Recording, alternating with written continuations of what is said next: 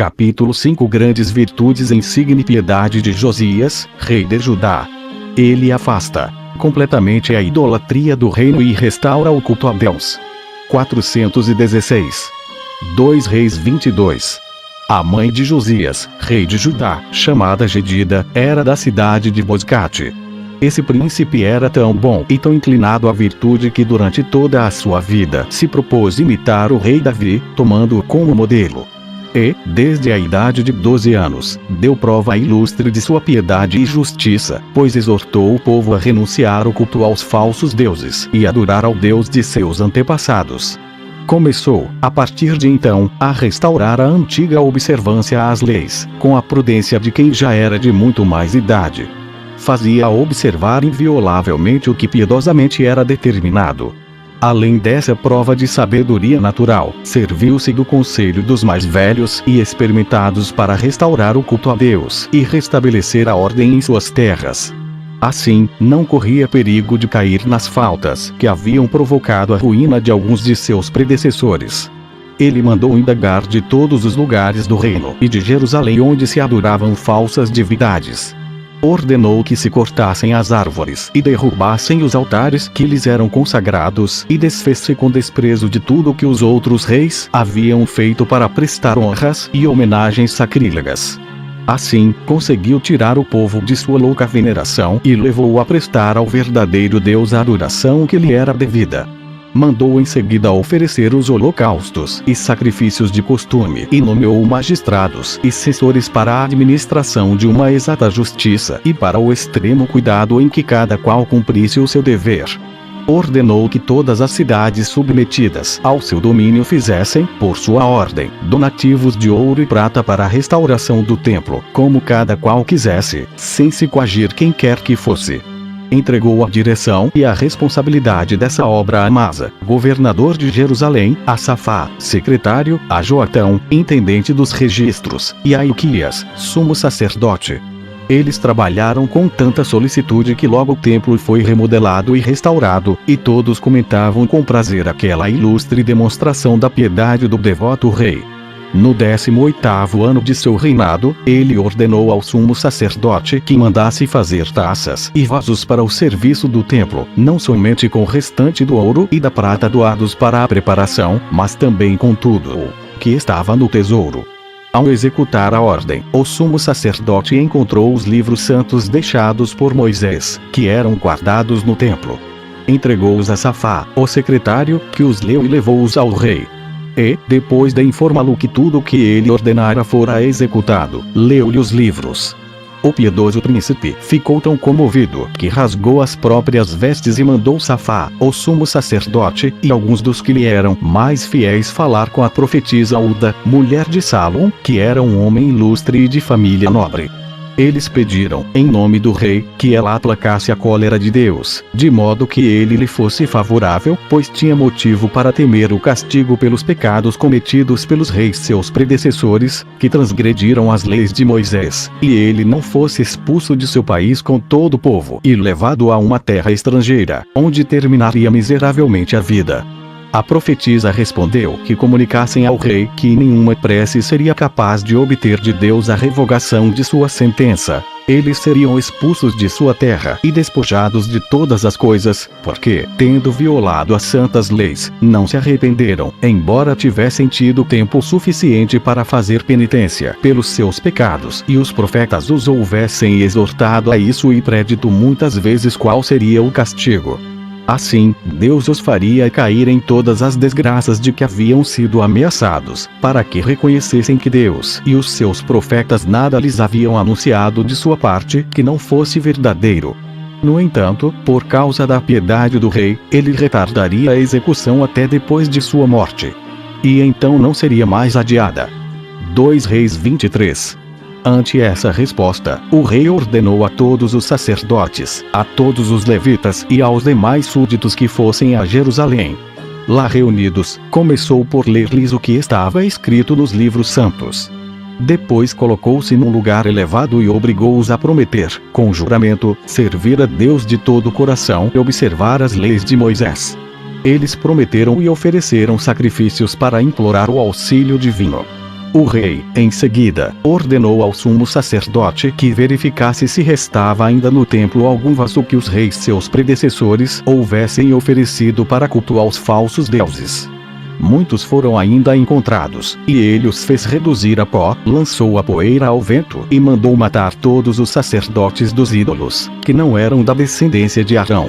Depois de praticar em Jerusalém todos esses atos de piedade, foi ele, mesmo as províncias para destruir inteiramente tudo que o rei Jeroboão estabelecera em honra aos deuses estrangeiros.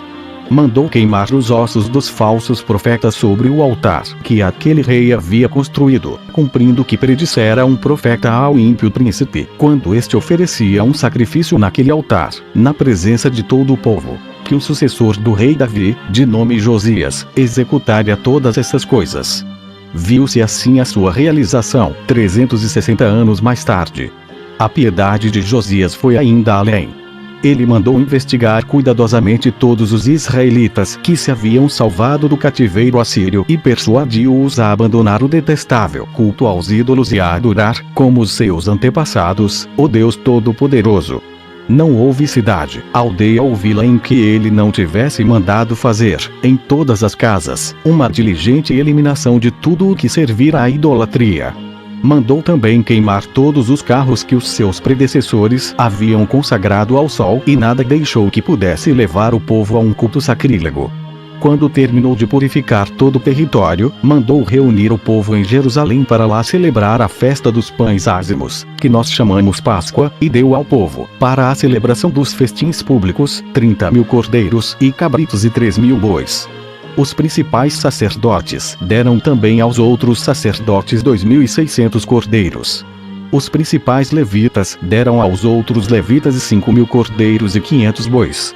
Nenhum desses animais deixou de ser imolado segundo a lei de Moisés, pelo cuidado que disso tiveram os sacerdotes. Assim, não houve, desde os tempos do profeta Samuel, uma festa celebrada com tanta solenidade, porque nela se observaram todas as cerimônias prescritas na lei e segundo a antiga tradição. O rei Josias, depois de ter vivido em grande paz, cumulado de riquezas e de glória, terminou os seus dias do modo que vou dizer. Capítulo 6. Josias, rei de Judá, opõe-se à passagem do exército de Neco, rei do Egito, que ia fazer guerra aos medos e aos babilônios. É ferido por uma flechada, de que vem a morrer. Jeoacás, seu filho, sucede-o e é muito ímpio. O rei do Egito leva-o prisioneiro.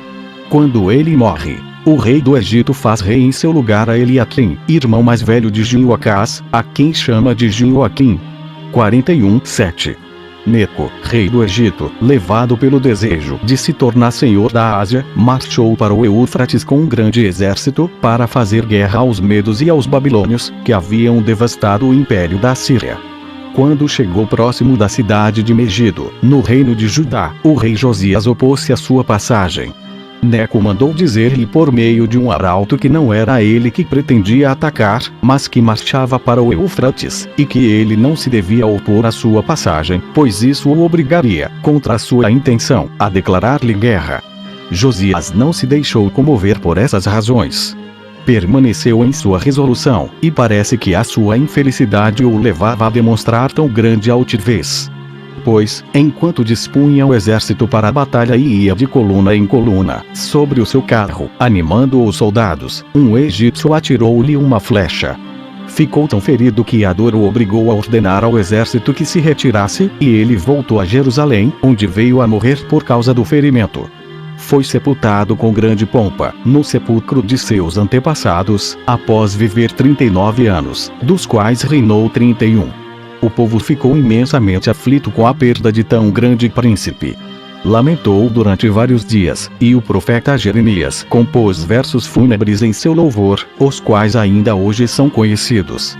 Esse profeta também predisse, e deixou por escrito, os males que haveriam de afligir Jerusalém e o cativeiro que sofremos sob os babilônios. Nisso ele não foi o único, pois o profeta Ezequiel, antes dele, compusera também 2 livros sobre esse mesmo assunto. Eles eram ambos da casta sacerdotal, e Jeremias ficou em Jerusalém, desde o ano 3º do reinado de Josias até a destruição da cidade e do templo, como direi a seu tempo. 418. Depois da morte de Josias, seu filho Joacás, que ele tivera de Amutal, sucedeu-o. Ele tinha 23 anos e foi muito ímpio. O rei do Egito, voltando da guerra de que acabamos de falar, mandou dizer-lhe que viesse a Amate, que é uma cidade da Síria.